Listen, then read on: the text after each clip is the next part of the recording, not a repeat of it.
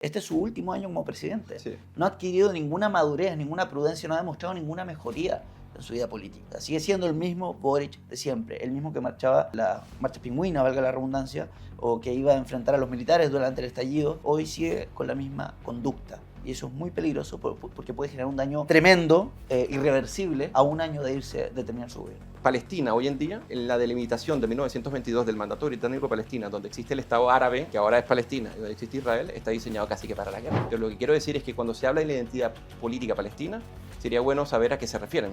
Porque si se refieren a un pueblo histórico milenario, eso no existe en la historia. Por lo que dice Golda Meir cuando Orana Fallachi le pregunta lo siguiente, dice: señora Meir, ¿y si Israel permitiese a los refugiados palestinos que volvieran acá? Entonces ella dice, bueno, imposible. Y dice, bueno, porque durante 20 años han sido alimentados con odio hacia nosotros. Y dice, en las escuelas de Gaza hemos encontrado libros de aritmética que proponían problemas de este estilo. Tenemos 5 israelíes, matamos 3. ¿Cuántos israelíes queda por matar? Bienvenidos a todos acá en un nuevo episodio de Mera Doxa. Nos habíamos saltado una semanita, pero ya estamos acá de vuelta junto al gran Eugenio Guerrero. ¿Cómo estás, Eugenio? Ítalo, muy bien. ¿Y tú? Muy bien, acá estamos. Por fin de vuelta, nos habíamos saltado una semana, tuve unos pequeños problemas técnicos, pero Sí. ya estamos de vuelta además con muchas noticias muy relevantes, de relevancia internacional. ¿Qué te ha parecido lo que has visto? Sí, eso es. Bueno, primero, que el tema internacional se ha tomado todos los titulares y también las preocupaciones políticas. Pero normalmente cuando ocurre algo que internacionalmente es relevante, las personas como que lo nombran, quizás debaten un poco, pero hay serias preocupaciones porque la amenaza de una guerra nuclear está latente, sobre todo por el papel de Irán, y que, bueno, Estados Unidos entra en el conflicto de una manera bastante, que no es simbólica, sino que concreta una de las operaciones más ambiciosas para destruir instalaciones nucleares, que son fundamentales para el programa nuclear mismo de Irán. Entonces, esto tiene repercusiones, obviamente, Estados Unidos, sí. Irán, Palestina, Israel. Entonces, esto nos lleva un poco a la órbita internacional, circunscrita a lo que es el Medio Oriente y cuál es la batalla que se da contra el yihadismo en cierta medida y el fundamentalismo teocrático, y Occidente, en este caso, representado por Estados Unidos y fundamentalmente por Israel. Sí, bueno, yo tengo mucha expectativa de este programa porque espero que podamos abordar las causas políticas, históricas, económicas, culturales que existen en el conflicto y que creo que no se están abordando con la profundidad que merecen, además de ser un conflicto o un tema muy complejo. Esa es la realidad. Entonces, bueno, yo creo que para empezar podríamos partir analizando lo que es el tuit del presidente Gabriel Boric. ¿Qué te pareció la reacción de nuestro presidente adolescente? Me pareciera. Sí, mira, me parece que es una muy buena manera de partir, un tema que obviamente vamos a profundizar, pero es que es sintomático, lo primero, y segundo, que esto es una especie de reacción medio woke, por un lado, y por otro lado también un poco impulsiva y destemplada, ¿no? No solamente porque Boric en cierta medida desconoce un poco cuál es el papel de Chile en el contexto global y respecto de sus aliados fundamentales, en este caso Estados Unidos, Claro. e Israel, ¿ok? Eso es lo primero. Y lo segundo, que se vale del derecho internacional sin tomar en cuenta qué es lo que hace Irán, que no se condice precisamente con la institucionalidad que permite que el derecho internacional tenga sentido. Entonces, el desconocer ese tipo de cosas y confundir términos... instalaciones y centrales. Sí. Que muchos dirán, bueno, cualquiera se puede confundir. Bueno, uno no podría confundirse, obviamente somos seres humanos, pero no hubo alguna manera de retractarse del tema. Pero más allá de la terminología, es dar un apoyo a un régimen como el iraní sin conocer cuáles son las implicancias y qué es lo que piensa Irán realmente sobre Occidente, sobre las libertades que en Chile defendemos y que damos por sentadas. Y además, la responsabilidad que en este caso ha tenido Estados Unidos e Israel para detener, o por lo menos intentar detener, al mayor régimen que financia los movimientos terroristas en el mundo y que desde 1979 hasta ahora, la serie de atentados, persecuciones, financiamientos de guerrillas ha sido significativa y que incluso en América Latina asistimos también a grupos de Hezbollah y de diversas fuerzas Quds, precisamente en algunos países de América Latina, y que en Chile en algún momento, Ítalo, advertido por Argentina, se pretendía que también había influencia en Chile. Ujú. Hubo una alerta Exacto. que no fue tomada con la seriedad porque este gobierno no tiene ninguna estrategia internacional. Lo que ha hecho es desprestigiar a Chile en su estrategia internacional y global, que siempre ha sido en su gran mayoría impecable. Bueno, ese es el punto principal, porque uno dice, bueno, cualquiera se puede confundir, pero no es cualquiera el que se confundió. El que se confundió es el presidente de Chile, ¿no? Y esto ya Donald Trump avisó de que esto, la postura que tomen los países de América Latina va a repercutir en las relaciones internacionales que tenemos con Estados Unidos, siendo además el único país de América Latina con visa waiver, ¿no? De la cual se benefician millones de chilenos, además de ser uno de nuestros principales socios económicos. Entonces, creo que la conducta de Boric es coherente con lo que ha sido su trayectoria política, ¿no? Él cada vez que ha tenido la oportunidad de adherir o sumarse a posturas de la extrema izquierda, lo ha hecho, ¿no? Así es. Con la única excepción del caso venezolano. Con la única excepción, porque todos dicen, bueno, él no respalda esto. Pero, bueno, todos sabemos que Claro. la mentira como arma revolucionaria es un dicho de Clave, Stalin, sí. clave, ¿no es cierto? Y muy practicado, por lo demás lo podemos ver con Jara ahora que se está desdiciendo, ¿no es cierto?, del tema cubano y venezolano. Pero bueno, creo que Boric ha sido coherente con una conducta adolescente, impulsiva, inmadura, muy responsable, porque él tomar esta banderita y sumarse a estos dichos, que además son imprecisos, porque no es una persona que haya sufrido una imprecisión y que es una persona tal vez de menor relevancia y que no importa que se confunda, ¿cierto? Que es válido. Estamos hablando del presidente del país, estamos hablando de una persona que gasta cientos de millones de pesos en asesoría. ¿Entiendes? Tenemos 25 ministerios con asesores, con los ministros, con todos los subsecretarías, etc. Y que él cometa estos errores tan irresponsables que pueden repercutir en la vida de los chilenos de manera directa. ¿No? Y los desplantes que le ha hecho al propio embajador de Israel en Chile. Y a Marco Rubio, cuando llamó también, a la... perfecto. O sea, seguimos, es una Sí. tras otra, y más en un año en el que él ya se está por ir. Este es su último año como presidente. Sí. Y no ha adquirido ninguna madurez, ninguna prudencia, no ha demostrado ninguna mejoría en su vida política. Sí. O sea, sigue siendo el mismo Boric de siempre, el mismo que marchaba en la marcha pingüina, valga la redundancia, o que iba a enfrentar a los militares durante el estallido. Hoy sigue con la misma conducta. Y eso es muy peligroso porque puede generar un daño tremendo, irreversible, a un año de terminar su gobierno. Así a es. menos de un año. Yo estoy muy de acuerdo con tu diagnóstico, no se equivoca cualquiera, pero además que te equivocas en dos cosas, ¿no? El tema semántico, que está bien, después te puedes retractar, no hay ningún problema por eso, porque no es de extrema gravedad, siempre y cuando tú digas, ya me equivoqué o me corrigió mi asesor y está bien, no hay problema, pero el problema es que te equivocas de bando también. Exacto. Entonces, mira, te voy a poner un ejemplo para que se entienda la dimensión. El padre ideológico, político y podríamos decir institucional de lo que sería el programa nuclear iraní, que es Hashemi Rafsanjani, el ayatolá Hashemi Rafsanjani, y yo no me refiero al científico nuclear, que es Moshe, sino al que idea esto, comentó a la prensa en su minuto que él estaría dispuesto, Irán estaría dispuesto a tener un intercambio nuclear con Israel sin importar los costes. Y esto lo dice, o sea, sabiendo que pueden morir muchas personas, y él dice, con tal de desaparecer aquellos que ellos llaman la entidad sionista, porque ellos no reconocen al Estado de Israel y todo. Entonces, tú cuando haces esa declaración, en cierta medida, te estás haciendo cargo, y esto yo estoy seguro que quizás Boric ni siquiera lo conozca, una persona poco leída y poco oculta, pero el tema es que la implicancia es tan grave que estas personas que están enriqueciendo uranio y que tienen plantas nucleares y que lo están enriqueciendo a tal punto que la amenaza es latente, o sea que las intenciones de ir contra Israel en esos términos ha estado desde siempre y que desde 1979, cuando llega la revolución, estuvieron muy claros en ello, que el presidente no se haya detenido un poco, porque para hacer estas cosas primero hay que respirar, y decir, bueno, ¿qué implicancia puede tener el tuit que yo mando con respecto también a mis aliados? Porque tú te sumas a un bando que es el que no te corresponde, porque si tú defiendes la sociedad occidental, o por lo menos los derechos que los occidentales hoy en día damos por descontados y que costaron tanto, y de repente, avalándote en el derecho internacional, te pones del lado de Irán, y eso es lo paradójico,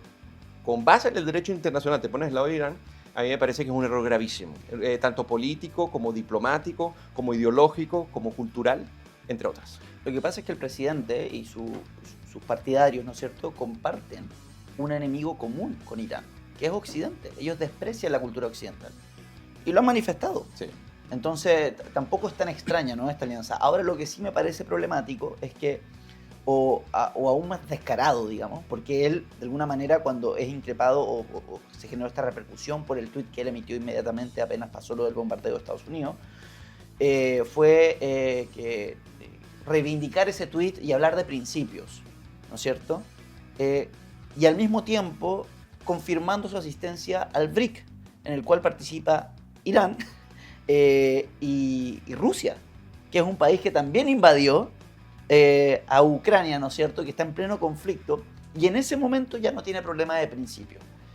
Entonces tampoco es coherente en ese sentido, porque por último fuera alguien pacifista, digamos, que realmente está en contra, pero no, está tomando partido por aquellos, por el bloque anti-occidente, anti la cultura que él desprecia, que además sus escritores desprecian, a pesar de venir de la misma cultura, ¿no? Porque claro, Marx, Foucault, los posmodernistas, no salieron de China, no salieron de Irán, no, salieron del mismo bloque occidental, salieron de Occidente, de la cultura occidental. Claro. Ese poder invisible que veía Foucault por todos lados, que era opresivo, quizás él no lo oprimió en ningún momento para poder no solamente publicar y ser una de las piezas claves de lo que sería la nueva izquierda hoy en día.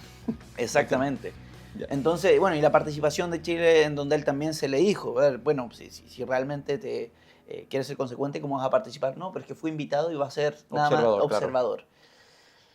Sí, bueno, o sea, aquí no hay política diplomática, aquí lo que es ideología pura y dura, y por ende es una condición pueril de ver el poder político en estos términos. Exacto. ¿No? Y porque ya de los otros términos, o sea, de los otros ámbitos podríamos incluso hasta reírnos de cómo ellos ven la política y el poder, y por otro lado también deprimirnos. Claro. Porque a lo que aspiran ellos, o en quién se inspiran, es bastante paradójico para el mundo que ellos desearían, por un lado, o sea, en el sentido de que ellos hablan de libertad, hablan de democracia, pero por otro lado defienden regímenes que están en contra de ellos, y hay otros que claramente no quieren regímenes occidentales porque piensan que los regímenes que los reprimirían de una manera sistemática son los que, paradójicamente, son los que ellos querrían. Ahora, yo me quiero detener, Ítalo, en que si nosotros vamos a tratar este conflicto, que es el de Irán e Israel, ¿okay?, nosotros tenemos que remitirnos, en cierta medida, a quién o quiénes son los padres fundadores de lo que va a ser el proyecto del Ayatollah Khomeini, que es el que llegará en 1979. Dato curioso, cuando se genera la revolución de los Ayatollah, esta estuvo apoyada por mercaderes, comerciantes, algunos empresarios de clase media, y también por las fuerzas sindicales, ¿no? Y prometían, en este caso, tener una república, o sea, instaurar en algún momento un Estado de Derecho, y no necesariamente era el fundamentalismo teocrático, porque tú tenías una base de la sociedad civil que no necesariamente se iba a condecir con una revolución teocrática fundamentalista como la que eventualmente se dio. Es que el tema acá es que cuando se da, ¿quiénes son los que alimentaron esto? La OLP, que es la Organización para la Liberación Palestina, y bajo Yasser Arafat, entre otros liderazgos, como Mahmoud Abbas, entre otros, ellos permitieron que este proyecto en Irán se entronizara y se constituyera. Pero a su vez, quien es el mentor, básicamente, y el que entroniza a Arafat dentro del control y dominio de lo que va a ser la Organización para la Liberación Palestina, que nace en 1964, si más no me equivoco, Yasser Arafat llega a dominar en este caso la institución, si podríamos decir, o el movimiento en 1968, ungido por quien en tiempos de la Alemania nazi fue un aliado de Hitler, y que junto con Adolf Eichmann organizaron los campos de muerte en Europa para exterminar a los judíos, y quien además organizó las milicias, si más no me equivoco, bosnias y yugoslavas, nazis para perseguir judíos, y que también representó las principales masacres judías en diversos países del Medio Oriente, pero fundamentalmente en lo que se llamaba el Mandato Británico de Palestina, que luego se va a constituir como dos países separados. Entonces, este tipo, o sea, estamos hablando de un estratega, genocida, mano derecha del quien encabezó el holocausto, y que en este caso al-Yamin al-Husseini fue una pieza clave, es el que funda, o sea, es el que dota de sentido estratégico con Arafat a la Organización de la Liberación Palestina, y esta a su vez es la que funda y la que permite, entrena y constituye lo que va a ser el régimen iraní a partir de 1979. Entonces, cuando tú tienes noción de esto, tú dices, bueno, ¿qué es lo que está apoyando la izquierda? ¿O qué es lo que está detrás? Y esto es lo que yo veo que normalmente no se dice. Por lo menos el caso de al-Yamin al-Husseini, por ejemplo, que él fue los que no conocen quién es el gran mufti de Jerusalén.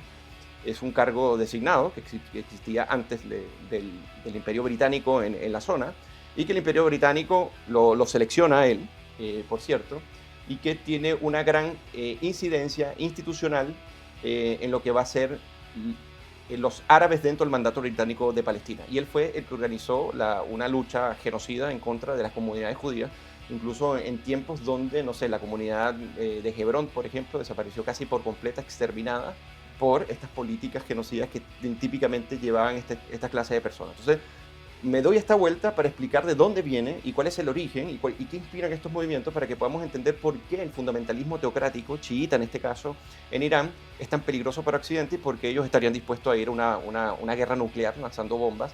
Y que, cierro con esto, Donald Trump ataca a Irán. Y lo ataca con las bombas GBU-57 que no habían sido utilizadas.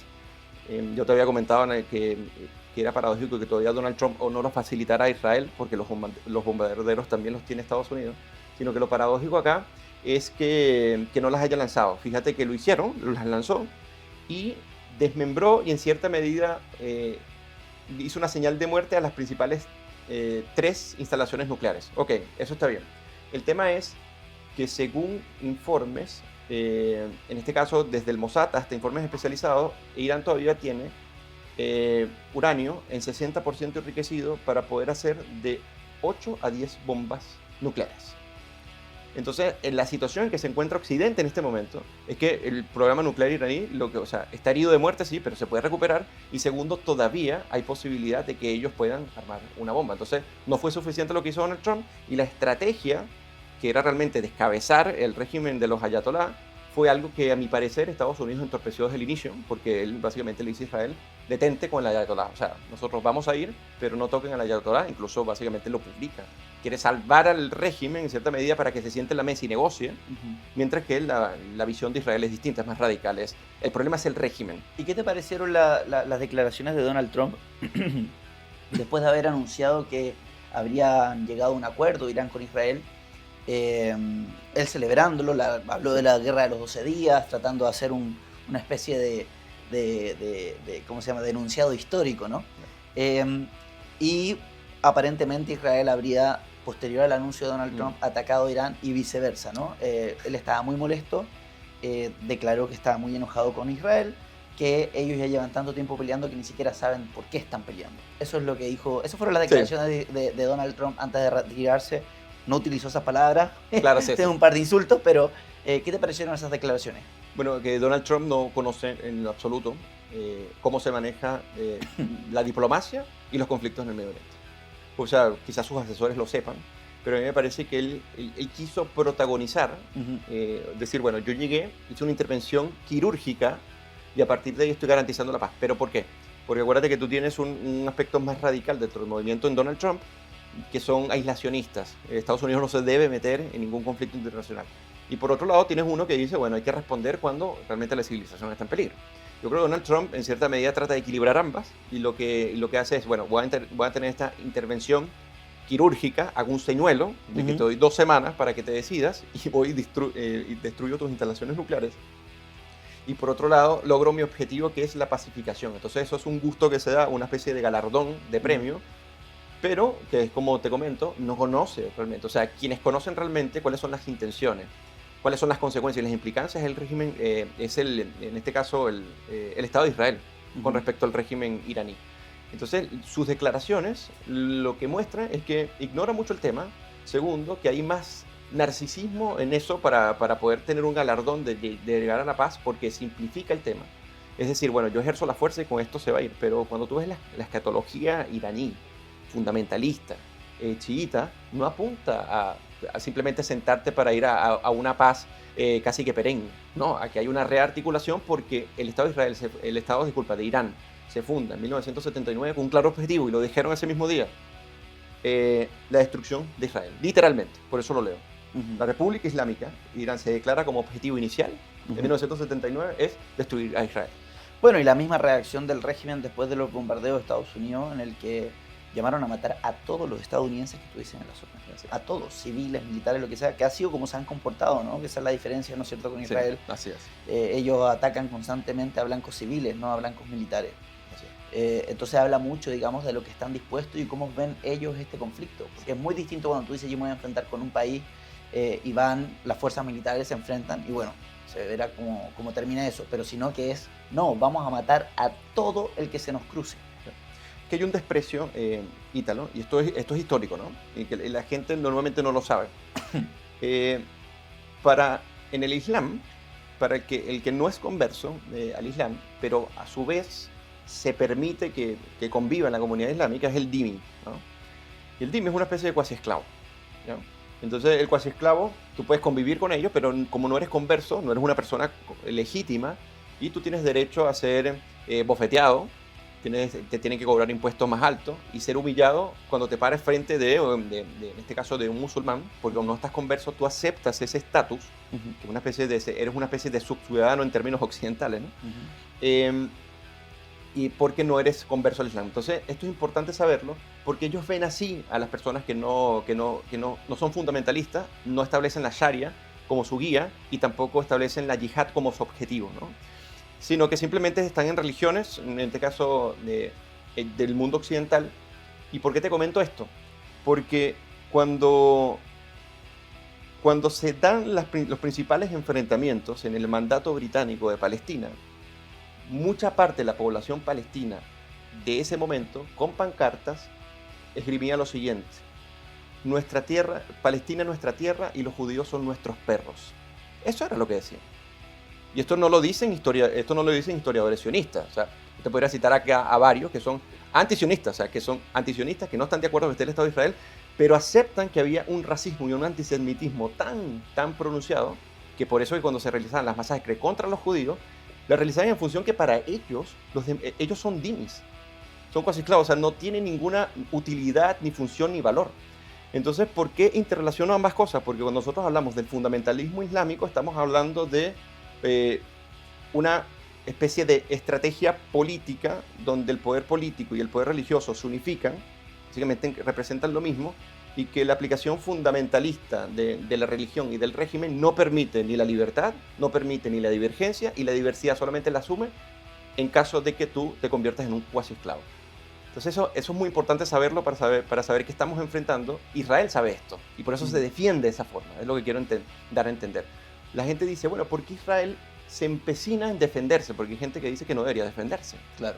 Porque en su muy mala formación histórica piensan que los asentamientos donde está Israel o está constituido el Estado de Israel sería ilegítimo. Hay gente que no conoce la historia del mandato británico de Palestina y qué es lo que ocurrió allí para poder decir que Israel realmente es legítimo. Bueno, pero para eso estamos acá, así que ¿por qué no nos cuentas un poco? Te quería hacer dos preguntas. Primero, si nos pudieras interiorizar un poco en lo que es ese mandato británico de Palestina, cómo surge, porque muchos dicen: claro, acá había un pueblo antes que llegó a Israel y se instaló, estoy parafraseando, ¿no es cierto? Sí, eso es lo que entonces sería bueno que nos instruyeras un poco en eso. Y segundo, quería preguntarte si tú crees que este conflicto tan largo, han habido instancias históricas en las que se pudo haber resuelto.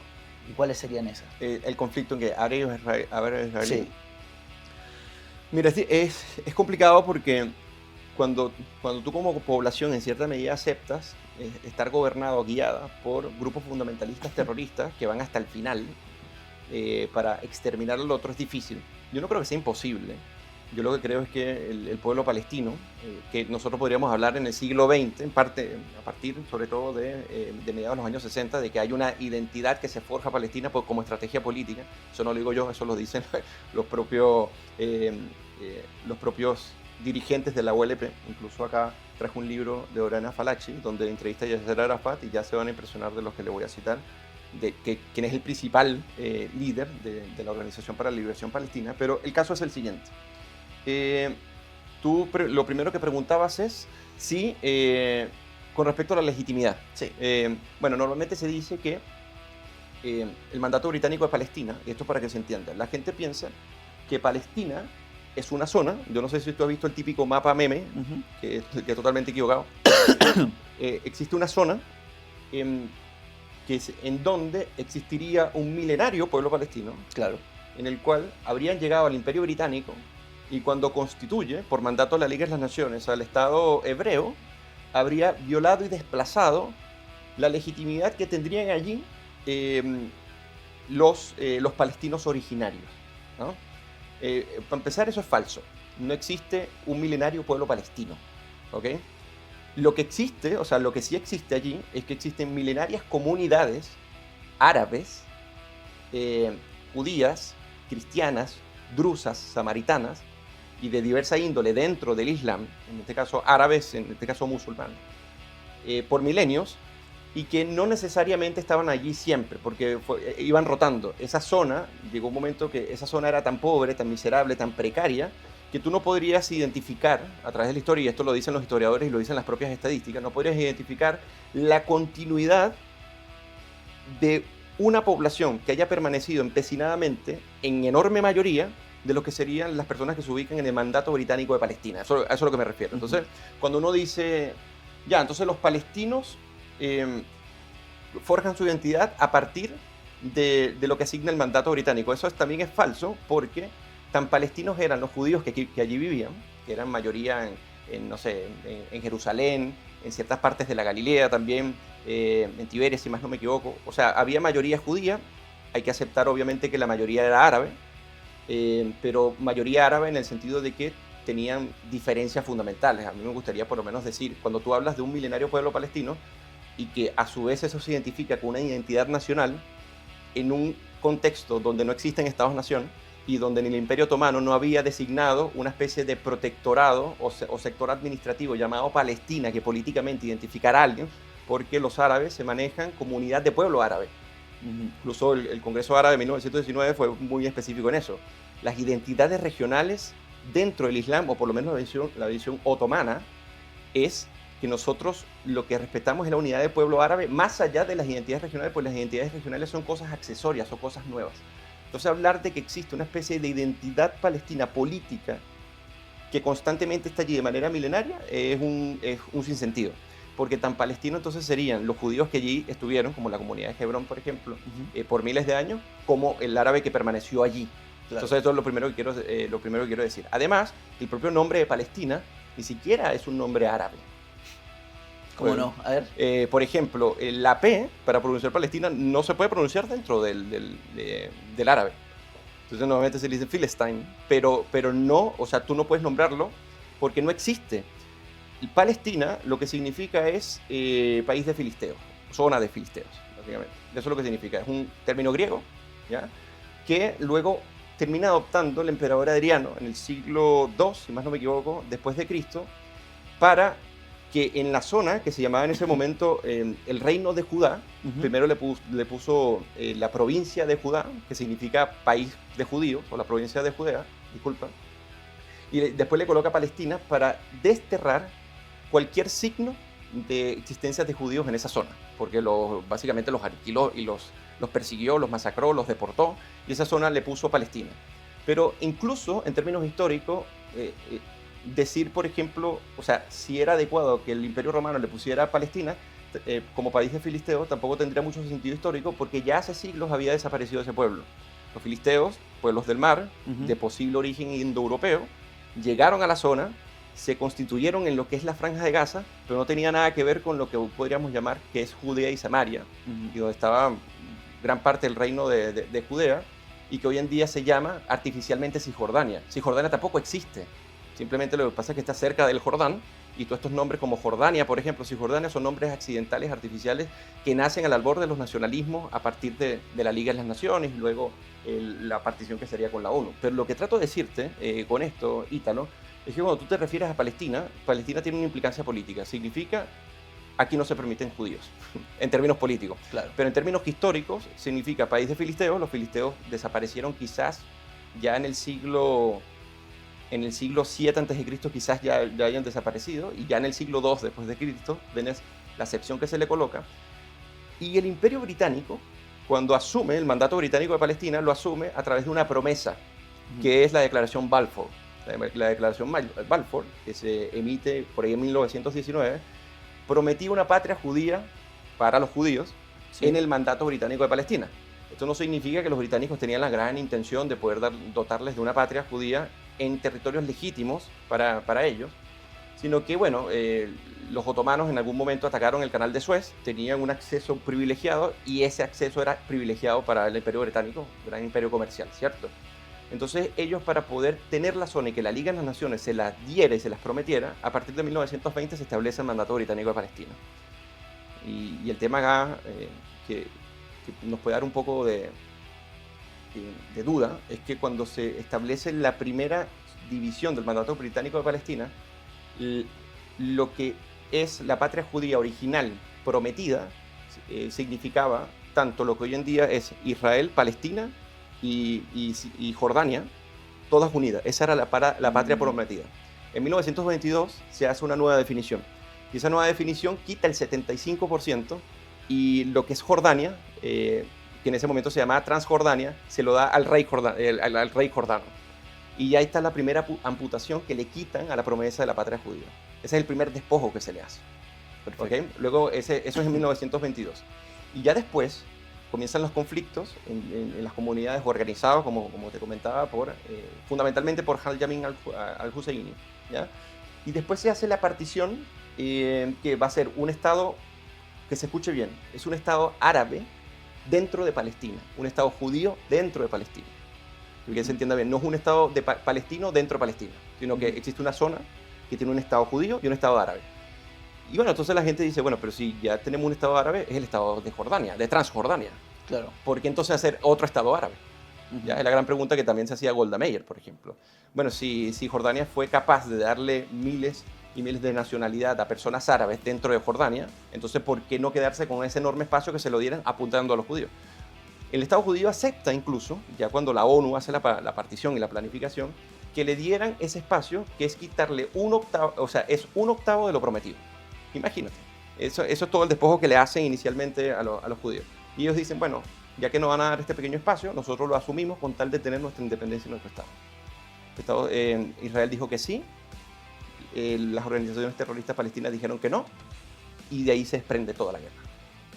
De ahí se desprende toda la guerra, que ellos todavía no terminan de aceptar el espacio, porque para ellos no es un problema de territorios ilegítimos, para ellos es un problema de la existencia del Estado de Israel, que es distinto. Y cierro con esto, para que tú veas qué tan móvil son las fronteras de Palestina, porque lo primero que tú tienes que sospechar es que si a ti un poder extranjero, occidental, es el que delimita tu territorio, deberías sospechar.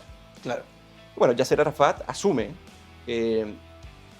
precisamente eso. Él dice, primero, que no importan los confines.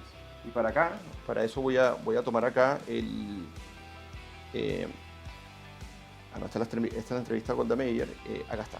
Mira, yo, para que no se diga, Ítalo, que estamos haciendo una especie de propaganda, yo voy a citar directamente a Arafat cuando lo entrevista la periodista Oriana Fallaci con respecto a los límites de Palestina.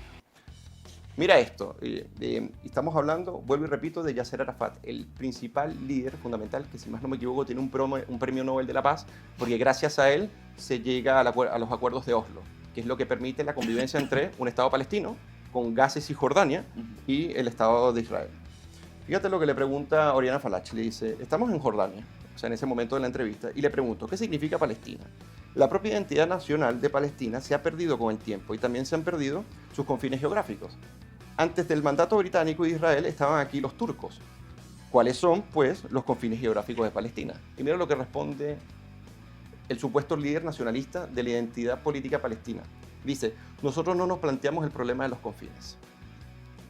En nuestra constitución no se habla de confines porque los que lo delimitaron fueron los colonialistas occidentales que nos invadieron después de los turcos. Desde el punto de vista árabe, no se puede hablar de confines. Palestina es una pequeña gota sobre el gran océano árabe. Y nuestra nación es la árabe, no Palestina.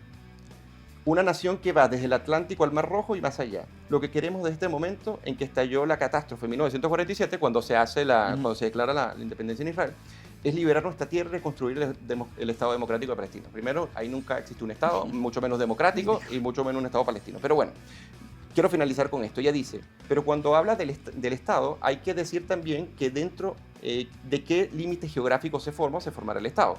Y le dice, se lo repito, ¿cuáles son los confines geográficos de Palestina? Porque no respondió nada.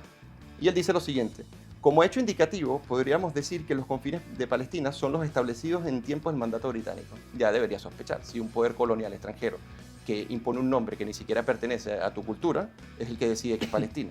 Si tomamos el acuerdo franco-inglés de 1918, Palestina es el territorio que va desde Narat al norte hasta Aqaba al sur y la costa del Mediterráneo, incluida la franja de Gaza hasta el Jordán y el desierto del Negev. Y le dice Oriana, comprendo, pero esto incluye una parte considerable que pertenece hoy a Jordania, toda la región del este de Jordán, la Cisjordania. Y dice sí, pero repito que los confines no tienen importancia, lo único importante es la unidad. Eso lo dice Yasser Arafat. Eso no lo citan los líderes palestinos y no lo citan ningún tipo de político responsable que asuma que la identidad nacional palestina se comienza a construir como una identidad política más allá de lo que era el mandato británico, en donde convivían distintas religiones, a partir de 1967. O sea, no existe realmente en la historia una identidad política llamada Palestina. Y yo no sé cuánto vamos de programa, pero mira lo que dice Zahir Hussein con respecto a esto. ¿Quién es Zahir Hussein? Déjame buscar. Ok, ya. ¿Quién es Zahir Hussein? Él es Zahir Hussein era el director de las operaciones militares de la Organización para la Liberación Palestina. Estoy buscando la cita porque las traje para las personas que nos están viendo hoy, pero no la encuentro. Ya, y encontrando la cita, que va a ser muy importante porque luego voy a explicar un poco de la arbitrariedad de las fronteras de Palestina en función de la conveniencia política. Y con esto yo no estoy hablando del pueblo palestino, ¿okay? Que en este caso tiene una identidad nacional a partir de este contexto. Estoy hablando de los líderes que representan, incluso habilitados por la ONU. A eso es lo que me refiero. O sea, es la representación de este pueblo. Fíjense lo que ocurre. Y por qué digo que a partir de 1965-67 se comienza a utilizar la identidad palestina como una estrategia política. Esto no lo digo yo, vuelvo y repito, esto lo dice Zahir Hussein, que es el jefe del Departamento de Operaciones de la Organización para la Liberación Palestina. Y mira lo que dice él. Una entrevista que le hicieron en la revista holandesa Trouw. Dice lo siguiente. Somos todos miembros de un pueblo, la nación árabe. Muy parecido a lo que dice Yasser Arafat, para que no me digan que tomo solamente un dato. Somos un pueblo. Es por razones políticas que apoyamos nuestra identidad palestina con cuidado. Pues es de interés nacional que los árabes aprendan a promover la existencia de un Estado palestino independiente en oposición al sionismo. Es verdad, la existencia de una identidad palestina está ahí solo por razones tácticas. La fundación de un Estado palestino es una nueva herramienta para continuar la lucha contra Israel y por la unidad árabe. ¿Por qué esto es en 1967 y no antes? Porque en 1967 ocurre la Guerra de los 6 días, donde en 6 días Israel destrozó a todos los ejércitos y ganó la guerra por amplia ventaja, un solo Estado. Y dijeron, bueno, ya que por las armas no hemos podido hacerlo, entonces la identidad palestina en este caso surte como un efecto táctico-político que se puede aprovechar. Eso es lo que dice Zahir Hussein. Ahora, con esto cierro la idea.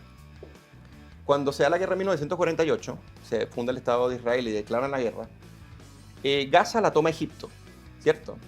Y a Cisjordania la toma Jordania. Entonces eran territorios ocupados, ¿cierto? Cuando la OLP funda su constitución en 1964, no reclamaba como territorios ni Gaza ni Cisjordania. ¿Por qué? Porque eran árabes los que tenían tomados esos territorios. Cuando se da la guerra del 67, Israel toma Gaza, que la tenía Egipto, y toma Jordania, o sea, Cisjordania, que la tenía Jordania, a partir del cambio de la Constitución de 1968, ahora sí la reclamaban. Así son de arbitrarias las fronteras de Palestina, en cabeza de los líderes que, así como Hamas, como la OLP, han encabezado y han llevado al pueblo palestino a una tragedia sin precedentes, y en el sentido de la guerra y todo ello. Pero lo que quiero reflexionar acá es que cuando nosotros hablamos sobre la causa palestina, esto es un conflicto árabe-israelí, en donde ambas naciones, si podríamos decir, tienen derecho a coexistir en ese espacio, pero hay una que no ha aceptado que otros convivan en ese espacio. Eso es lo primero. Y lo segundo, que como no hubo tal despojo, y nosotros podríamos demostrarlo incluso, cómo los judíos adquirieron la tierra de manera pacífica, y esto no lo digo yo, esto lo dice el mufti de Jerusalén, Al-Yamin al-Husseini, no lo estoy diciendo yo, cuando en la delegación de Lord Peel llega al territorio, por allí en 1934, y necesita hacer una investigación de qué es lo que está ocurriendo. Y lo que descubre es que hay un montón de tierras adquiridas, compradas a precios de usura, por lo que dirá un gran historiador, el acto gangsteril de los Efendi, que eran los terratenientes palestinos, de quitarle de manera arbitraria la tierra a los campesinos, a los felajines, así se llama, y quitárselas a precio bajo y vendérselas a precios exorbitantes a los judíos para ellos enriquecerse en función del contexto que se estaba presentando. Claro. Así, entonces, los judíos fueron adquiriendo tierras, pagándolas por precios exorbitantes. Entonces, por eso decir que hubo un despojo y que se les quitó las tierras de manera arbitraria no se sostiene ni siquiera en la evidencia histórica. ¿Hubo desplazamientos con las nuevas determinaciones? Sí, obviamente hubo desplazamientos, pero no solamente de árabes, también lo hubo de judíos. ¿No fue perfecta la partición? Por supuesto que no. Tú ves el diseño del Estado y Claro. Palestina hoy en día, o sea, en el sentido de lo que es en la delimitación de 1922 del mandato británico de Palestina, donde existe el Estado árabe, que ahora es Palestina, y donde existe Israel, está diseñado casi que para la guerra. Claro. Pero lo que quiero decir es que cuando se habla de la identidad política palestina, sería bueno saber a qué se refieren. Porque si se refieren a un pueblo histórico milenario, eso no existe en historia. Philip Hitti, por ejemplo, un famoso historiador árabe, se impresiona precisamente porque no existe en la historia. Y aparte de eso, en árabe se dice normalmente esa zona Siria, Bilat al-Sham, así le dicen. Entonces, hay algunos historiadores que utilizaban Palestina y Siria como indiferenciado, porque la zona se le decía Siria y a los habitantes de acá se le decían como los sirios del sur. Entonces hay mucha propaganda acá, hay mucha manipulación y eso te lo dicen los propios líderes. Bueno, y además planteado en estos términos del conflicto, con el espectacular análisis y recorrido histórico que nos has compartido, uno no ve solución pacífica. Eso es lo que me está pasando mientras te escucho, porque si un pueblo no reconoce al otro siquiera como seres humanos porque quieren acabar de exterminarlo, Exactamente. ¿qué solución diplomática puede haber en este conflicto? Es como la paradoja de la intolerancia de Popper en su máxima expresión, ¿no? Así es. Entonces, ¿tú cómo lo ves? ¿Cómo crees que esto se podría resolver? ¿Crees que se puede resolver? ¿O esto solamente va a ser una masacre perpetua hasta que por algún accidente o contexto histórico haya un cambio de cultural en el pueblo, en los árabes, ¿no? En estos pueblos árabes. Mira, la virtud de conversar con Ita lo que hace preguntas muy buenas y difíciles de responder, así que está muy bueno. Bueno, voy por parte. Bueno, lo primero, los principales esfuerzos por mantener pacífica la convivencia los ha hecho Israel, sin lugar a dudas. Lo que pasa es que se protege, obviamente, de Hamas, que como comenté, Hamas la fundó la Hermandad Musulmana. Estamos hablando de terroristas genocidas y que ese es el fundamento y que radicaliza lo que venía haciendo la OLP, que después es Autoridad Palestina y que se encuentra más hacia Cisjordania, ¿no? ¿Por qué te comento esto? Porque uno se pregunta si hay solución, o sea, para el Estado hebreo, el Estado israelí, si hay solución, en el sentido de que antes de la masacre del 7 de octubre ya habían distintos tipos de visas donde había una integración laboral entre distintos pueblos, sobre todo en Cisjordania. Y eso era muy bueno, porque incluso dentro de Israel, que es la única democracia que existe en el Medio Oriente, tú tienes en el Parlamento personas que no defienden al sionismo, que están en contra de Israel incluso, y que están a favor de lo que llaman la causa palestina. Y eso existe en Israel con un debate abierto, con libertad de expresión. Pero el Estado vecino no quiere hacerlo, quiere exterminarlo. Incluso cuando Israel le devuelve la Franja de Gaza en 2005, ¿qué hicieron con la Franja de Gaza? Desarrollaron una red de túneles para planificar masacrar a Israel en el momento que Israel respondiera a los constantes atentados que tienen contra Israel. Y además, estratégicamente, acuérdate, tú tienes proxies. Los proxies en este caso son los hutíes de Yemen, por un lado. Tienes a Hezbollah en el Líbano. Tienes a Hamas, que atacan constantemente a Israel, aparte de los estados que han venido atacándolos. Pero Egipto reconoció a Israel. Eso le costó la vida al-Assad, por ejemplo. Al-Sadat, disculpa. El mismo Yasser Arafat reconoció a Israel y eso algunos palestinos lo tomaron como una traición para poder convivir a partir de los acuerdos de Oslo, que a mí me parece que hubo un error allí. Pero yo quiero responderte lo siguiente. A pesar de que Israel hace los intentos, ¿por qué yo creo que es difícil la solución hasta que no cambie su cultura política? Por lo que dice Golda Meir cuando Oriana Fallaci le pregunta lo siguiente. Dice, señora Meir, ¿y si Israel permitiese a los refugiados palestinos que volvieran acá? Entonces dice, bueno, imposible. Y dice, bueno, porque durante 20 años han sido alimentados con odio hacia nosotros. Y dice, en las escuelas de Gaza hemos encontrado libros de aritmética que proponían problemas de este estilo. Tenemos 5 israelíes, matamos 3. ¿Cuántos israelíes queda por matar? Eso es lo que se encontraban. Entonces, o cuando tienes no solamente a Yasser Arafat, sino que tienes a Habash, que es otro de los grandes líderes, que decía lo siguiente. Acá está. Lo mejor es matar a los israelíes cuando son todavía niños. Esto es en el contexto de una bomba que voló un autobús con niños dentro. Entonces, cuando tienes gente fundamentalista y educadores que en las escuelas le enseñan a los niños cómo odiar a Israel y no convivir con él, entonces es difícil que haya una solución en el Estado. Entonces, hasta que no cambie su cultura política y la gente termine de expulsar a Hamas con ayuda de Israel, yo veo que es una solución no imposible, pero muy complicada, para serte sincero. Bueno, yo creo que ya cerrando un poco el programa de hoy, que bueno, ha sido muy interesante. Yo en verdad podría seguir escuchándote acá por horas, porque me parece que aún tengo muchas preguntas, pero que yo sé que van a llevar a que tú te tengas que explayar mucho más explicando contexto histórico, porque además un tema difícil, sí. Muy ignorante respecto al tema. Bueno, ¿cómo crees que cuál va a ser el curso que ahora va a continuar después de las declaraciones de Donald Trump? El tratamiento que ahora tuvo con el Estado de Israel, con Netanyahu en particular, y las posturas de Irán. Mira, a mí me parece que Irán tiene como mandato fundamental ir hasta el final. Yo creo que Irán no se va a rendir. Va a seguir articulando su programa nuclear.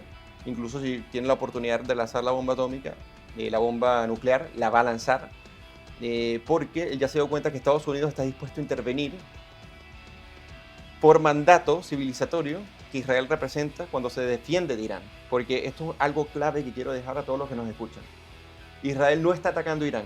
Israel se está defendiendo de Irán.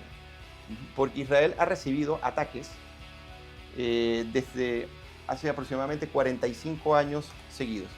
Y Estados Unidos y los judíos en otras latitudes. Yo voy a hacer un resumen acá de lo que ha hecho Irán y por qué ataca, en este caso, Israel. Entonces, para que usted vea por qué se está defendiendo.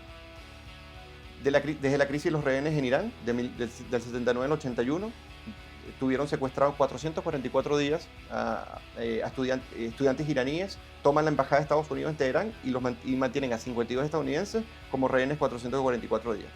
Luego, las fuerzas Quds del Ejército Revolucionario Islámico de Irán ayudan a formar a Hezbollah en el Líbano para que ataque, obviamente, a Israel. En el 83 hicieron un atentado en Beirut y mataron a 241 marines estadounidenses y 58 paracaidistas franceses. Luego hicieron los atentados en Argentina a la AMIA y a la embajada en 1992 y 1994, que fue terrible, fue una masacre que ejecutaron ellos mismos. Luego los atentados a las torres de Kobane, la guerra civil en Siria, básicamente Irán despliega combatientes de la fuerza revolucionaria de Hezbollah para apoyar al régimen de Al-Assad. Luego el atentado en Bulgaria, luego pasando por que financia a Hamas, que es un grupo proxy para que invade Israel, donde más de 1.200 personas son asesinadas y 251 secuestradas. Y además de eso, todo lo que se ha dado con los hutíes de Yemen, entre otras. Israel se está defendiendo. Israel no está atacando a Irán. Se está defendiendo y está tratando de desarticular su base misilística, que destruyó más de un tercio, por cierto, y está tratando de desvanecer la posibilidad nuclear de bombas que les puedan lanzar directamente por amenaza que tiene históricamente Irán contra Israel. Así que yo quería cerrar con eso para que la gente no se confunda a decir que Irán se está defendiendo. No. Sí. Irán está atacando hace más de 40 años y el pueblo de Israel legítimo se está defendiendo. Después podríamos hablar cuáles son los peros que nosotros podríamos tener con Netanyahu y con la reacción y la guerra. Eso es otra cosa. Claro. Pero con respecto a la legitimidad de Israel y el derecho a defenderse, y que ahí se está defendiendo el origen de la propia civilización occidental, no hay duda de que Israel tiene la mayor legitimidad en este momento, en este caso de la guerra. Bueno, yo creo que con eso ya estamos cerrando el programa de hoy. Creo que tenemos mucho para pensar. Vamos a estar sacando recortes también para que la gente pueda llegar un poco a la información tan detallada que has entregado respecto a este conflicto, sobre el cual hay un desconocimiento tremendo. Además, en un país como Chile, bueno, con el presidente, con lo que empezamos, ¿no es cierto? Nuestro Albert Einstein que tenemos a la cabeza del Estado chileno. El ayatolá Claro, Boric. exactamente. Y también porque acá hay una población palestina muy grande. Sí. Es decir, tenemos el equipo de fútbol palestino que para ellos es casi como que jugarse su selección Claro. nacional. Entonces, me parece muy importante este tema que tocamos y en especial en Chile, en el contexto que estamos viviendo. Así que bueno, muchas gracias, Eugenio. Ítalo, Sí, quiero hacer un inciso. por favor. El Estado palestino tiene tanto derecho a existir allí como Israel. El tema es que cuando ellos se liberen de las organizaciones terroristas para poder fundar su Estado y aceptar los límites establecidos, yo creo que no habría ningún problema con el Estado de Israel. Ellos tienen toda la legitimidad. Incluso esto no es algo contra los palestinos, es contra las organizaciones que han dominado y secuestrado a una población por años, que la han llevado a las miserias, a la muerte y a la guerra de manera muy trágica. Yo tengo amigos palestinos y que muchos de ellos conocen su historia y otros no. Otros se impresionan precisamente por eso, porque la historia y la verdad de cierta medida ha sido sesgada por las organizaciones terroristas fundamentalistas. Bueno, y algo que digo siempre, que y ya creo que es hasta trivial, pero incluso sin conocer tu historia, yo creo que tiene que haber un consenso que debería ser intuitivo, que no requiere mucha reflexión respecto a la postura frente al terrorismo. O sea, tú no puedes enarbolar la bandera de Palestina sabiendo que tienes un Hamas en Franja de Gaza operando como opera y atacando además a grupos civiles y protegiéndose además con otros civiles para que no los ataquen de vuelta, ¿no? Totalmente de acuerdo.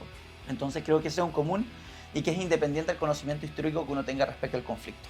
Es simplemente una cuestión de principios. De principios, de Así base, es. ¿me entiendes? Uno Sí. saber cómo operan y no, y entonces salir marchando en pro de Palestina, sabiendo lo que está sucediendo ahí, o sabiendo que está operando una organización terrorista, me parece que termina jugando muy en contra de la pacificación de la zona, ¿no? Así es. Así que bueno, Eugenio, muchas gracias por Gracias a estar ti, acá con Ítalo. nosotros nuevamente. Sí. Esperemos hayan disfrutado el programa, invitarlos a poner me gusta, comentar, compartir y suscribirse para poder llegar a más gente. Estoy pensando que esto lo podríamos tirar en podcast además, ¿no? Totalmente. Tirarlo en Spotify, digo. Totalmente. Bueno, Para que muchas nos puedan gracias escuchar. y nos estaremos viendo el próximo miércoles a todos los que nos escuchan.